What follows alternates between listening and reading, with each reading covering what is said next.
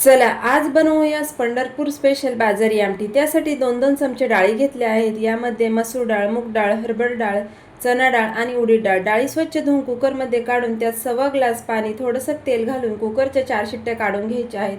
1 चमचा खसखस, पाव वाटी खोबरं भाजून घेतलं आहे। त्यामध्ये कांदा, टोमॅटो, अद्रक, लसूण मौसूद होईपर्यंत भाजून घेतले। भाजून घेतलेले सर्व जिन्नस थंड झाल्यावर थोडीशी कोथिंबीर पाणी घालून मिक्सरला एकदम बारीक वाटून घेतलं। डाळी देखील छान थंड झाल्यावर चाळणीने गाळून घेतल्या आहेत।